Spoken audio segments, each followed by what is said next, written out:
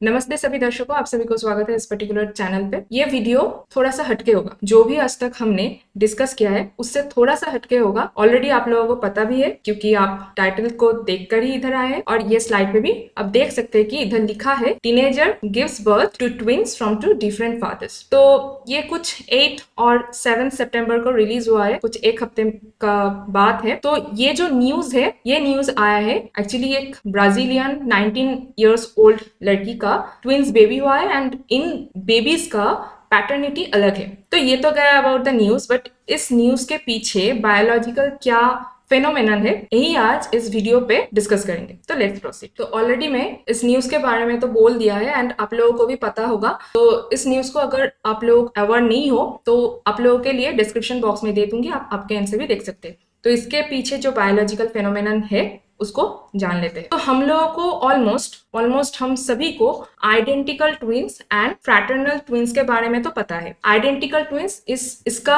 और एक मतलब होता है दैट इज मोनोजाइगोटिक, मतलब एक ही जाइगोट से अगर दो अलग अलग ट्विंस हो जाते हैं। एंड फ्रैटर्नल ट्विंस मतलब डाइजाइगोटिक ट्विंस, मतलब दो अलग सा जाइगोट से दो अलग ट्विंस होते हैं। तो मोनोजाइगोटिक का मतलब है एक ही ओवम एक ही स्पर्म से फ्यूज होके जो जाइगोट होता है वो कुछ 3 से 4 दिन में स्प्लिट होकर पूरा कंप्लीटली स्प्लिट हो जाता है एंड उसमें से दो अलग बेबीज हो जाते हैं। तो वो होता है आइडेंटिकल, जिनमें से जेनेटिक जो सिमिलरिटीज है वो ऑलमोस्ट 100% ही होता है। बट जो फ्रैटर्नल ट्विंस है इसमें से दो अलग ओवम फ्रॉम मदर एंड दो अलग स्पर्म्स फ्रॉम फादर फर्टिलाइज होता है, दो अलग सेपरेट बच्चे होते हैं एंड उस बच्चे का प्लासेंटास भी सेपरेट होता है। तो कैसे होता है? ये एक नॉर्मल सा पेयर है जिनमें से मदर का एक ओवम ये वाला एंड फादर का एक स्पर्म फर्टिलाइज होके जो जाइगोट हुआ उसको स्प्लिट होके अगर दो बच्चे होते हैं तो वो हो जाएगा मोनोजाइगोटिक और आइडेंटिकल ट्विंस। नेक्स्ट अगेन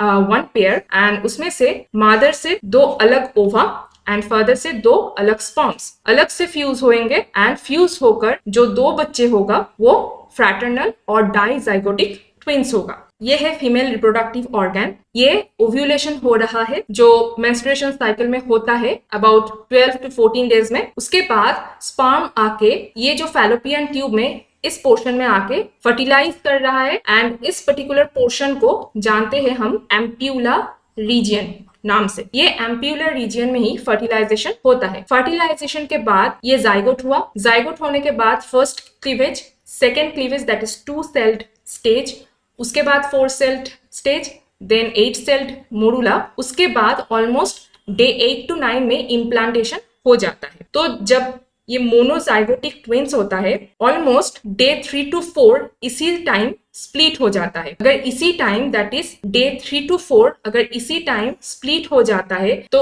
उन ट्विंस में प्लासेंटा एंड कोरियन अलग होता है। अगर डे 8 और 9 के टाइम अगर अलग होते हैं तो उन लोगों का प्लासेंटा एंड कोरियन सेम रहता है। तो ऐसे होता है मोनोजाइगोटिक ट्विंस। एंड ये गया about normal fertilization process by visualizing the female reproductive organ. अब आते हैं हेटेरोपैरेंटल सुपर फिकंडेशन प्रोसेस में।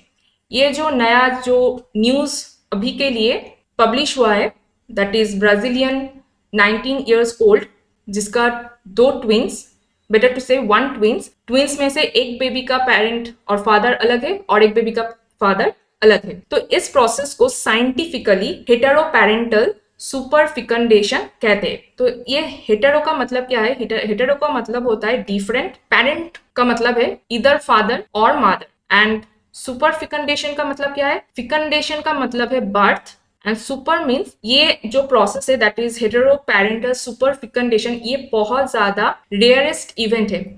ऑलमोस्ट 2 to 4% इसका पॉसिबिलिटी होता है। किसमें? 2 to 4% इसका पॉसिबिलिटी होता है फ्रैटर्नल ट्विंस में। फ्रैटर्नल ट्विंस, ये जो ट्विंस का कैटेगरीज है मोनोजाइगोटिक, फ्रैटर्नल एंड ये third one that is heteroparental super fecundation, इसमें से बहुत ज्यादा जो कॉमन होता है दैट इज मोनोजाइगोटिक। फ्रैटर्नल उसमें से दोनों में that is monozygotic and fraternal में फ्रैटर्नल थोड़ा सा रेयर होता है एंड फ्रैटर्नल में भी 2.4% होता है हेटेरोपैरेंटल सुपर फिकंडेशन केस। तो ये जो हेटेरोपेरेंटल सुपर फेकंडेशन है, इसको हम साइंटिफिकली कैसे विजुअलाइज करें देखते हैं। तो ये एक है मदर और फीमेल कैरेक्टर, दो है मेल पार्टनर्स और फादर्स। मदर के दो फंक्शनल ओवा और क्वीन ओवा एक साथ रिलीज होना चाहिए ये हेटेरोपेरेंटल सुपर फेकंडेशन को अगर सक्सेसफुल होना होता है तो। उसके बाद ये दो अलग सा ओवा, दो sperms from two different fathers will fertilise two different ova of the same mother. And ये इवेंट तभी सक्सेसफुल होता है जबकि बहुत शॉर्ट टाइम ड्यूरेशन में एक फीमेल पार्टनर दो अलग मेल पार्टनर के साथ सेक्सुअल इंटीमेसी रिलेशन में रहते हैं, तभी ये सक्सेसफुल हो सकता है। बट ये करने से सक्सेसफुल होगा ही, ये कोई मैंडेटरी बात है नहीं। तो इसमें से हो सकता है कि अगर ये जाइगोट एंड ये जाइगोट, दोनों जाइगोट ही अगर सक्सेसफुली इम्प्लांटेड होता है, तब हो सकता है कि heteroparental super fecundation process successful हो और विजुअलाइज हो। तो ये गया about the heteroparental super fecundation. अब देख लेते हैं थोड़ा सा difference between the monozygotic fraternal twins and heteroparental super fecundation twins. Characteristics: monozygotic twins, dizygotic and heteroparental superfecundation twins. Monozygotic twins and dizygotic twins, both case में one female partner and one male partner will be there. But in case of heteroparental superfecundation process, there will be one female but two male partners. पहला point ये गया। Next is gamete. तो monozygotic के लिए एक ही zygote process होता है and एक ही जाइगोट स्प्लिट होकर दो बेबीज बनते हैं। तो इधर एक ही जाइगोट बनने के लिए एक ओवम एंड एक स्पर्म चाहिए। डाइजाइगोटिक ट्विंस के लिए एक ही मेल पार्टनर एंड एक ही फीमेल पार्टनर से दो ओवा एंड दो स्पर्म्स चाहिए टू फ्यूज और to fertilize to form two different babies. So that is for dizygotic twins, that is two ova and two sperms. And heteroparental superfecundation इस process के लिए two ova चाहिए, but ये one female partner से and two sperms from two or from each male partners. Next is genetic similarity. एक ही zygote split होकर दो babies होते हैं तो एक जाइगोट में जो जेनेटिक मटेरियल होगा वो सेम होगा। वो अगर स्प्लिट होकर दो बेबीज में भी फॉर्म होते तो दोनों बेबीज में जो genetic similarity will be same. तो इधर ऑलमोस्ट 100% सिमिलरिटी मिलता है for monozygotic twins. Dizygotic twins में 50% सिमिलरिटी मिलता है जो नॉर्मल सिबलिंग्स में मिलता है। जैसे कि अगर आप लोगों के भाई बहन है तो खुद के भाई बहन के साथ जितना सिमिलरिटी होता है वही होता है for dizygotic twins. Next is heteroparental super fecundation. इसमें से जेनेटिक सिमिलरिटी आता है 25%, जो normally step brother step sister इनमें से जितना जेनेटिक सिमिलरिटी होता है उतना ही होता है फॉर हेटेरोपेरेंटल सुपर फेकंडेशन ट्विंस के genetic similarity. Next is placenta. Monozygotic twins के लिए प्लासेंटा सेम भी हो सकता है, डिफरेंट भी हो सकता है। डाइजाइगोटिक के लिए डिफरेंट फॉर श्योर होगा। हेटेरोपेरेंटल सुपर फेकंडेशन ट्विंस के लिए भी प्लासेंटा डिफरेंट होगा।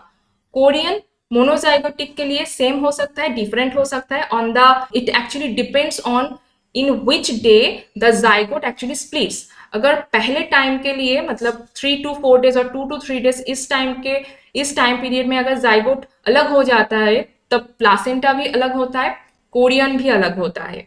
अगर 3 to 4 days के बाद अगर अलग होते हैं तो कोरियन तो अलग हो जाता है बट प्लासेंटा सेम रहता है। इवन अगर उससे भी बाद that means after 7 to 8 days के बाद अगर अलग होते हैं दैट इज जाइगोट स्प्लिट होते हैं तब placenta and Korean both same रहता है। तो ये डिपेंड करता है कब वो जाइगोट स्प्लिट हो रहा है।